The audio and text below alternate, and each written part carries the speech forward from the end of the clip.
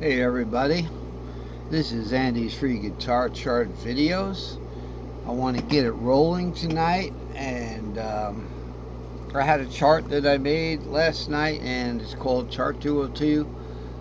This is Chart 201, the 3D, and it's a very important topic. So welcome to my YouTube subscribers and Facebook group friends, and anyone else who is watching this video is interested in guitars and how I use guitar charts to learn guitar up to this day. So when I get an idea, I chart it out and play it out, and for the most part it works. Sometimes I have difficulties, like with the half diminished charts. I was just doing them for weeks. I wasn't getting anywhere with them. We've kind of hit a milestone here with the chart 200. So, and I decided to do the open strings. And this is chart 201, which is kind of like a cure for that open string syndrome. And it's using the cage system 1 half step up. So instead of having like the C, A, G, open strings here, just bear with me. We would do it, and not with the capo. Not with the capo. The fretnet stays where it is. In chart 201 here, we do the C here, the big old C, and it's very difficult, but we're going to be dealing mostly with scales. So that would be like a B flat there, an E, a D flat, which is a half step up from C. A B flat is half step up from A, and what's a half step up from G? A flat, a G-shaped A flat, and then half step up from D is a D-shaped E flat, and then last but not least, an E-shaped F. And the reason why we're going to do this, I'm going to explain in the lesson how that enables us to do full scale patterns that we usually have to do up here in the finger bar zone. Okay, so we're going to get to that. So this is just a 3D of chart 201. And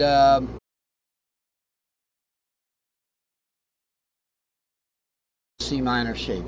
Here in the G box here, and you know it's as long as this G label here, we have a C minor shaped E minor.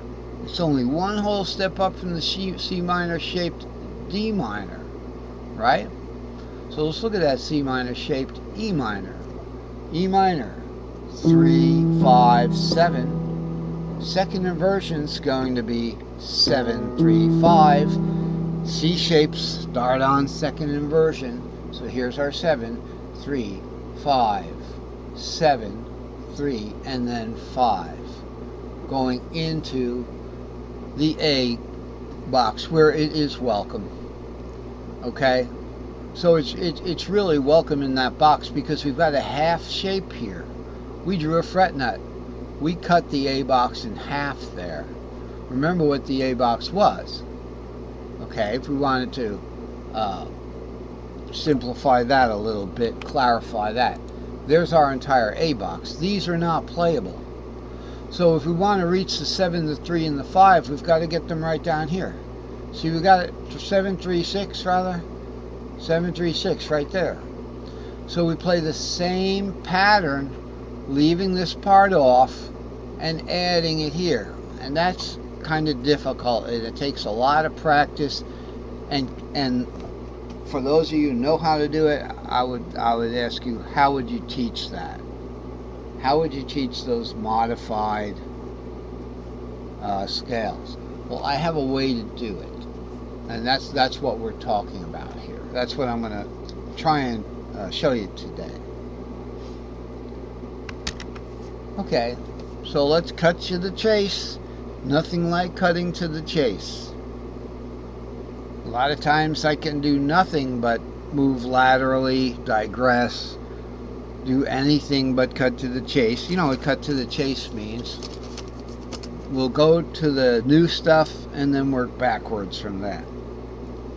What I decided was, okay, so here's our A that we were looking at.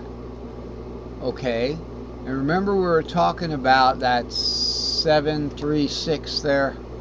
Here's where it was, and here's where it is in the pattern. So now we have a 5, 6, 7 root 2, 3 right there. 4, 5, 6, an entire S3L. But I didn't draw S3L in on this diagram. What I drew in was the modes. Why? We have the S3L on the other diagram. We'll look at that. Okay. So remember, we're looking at the A box here.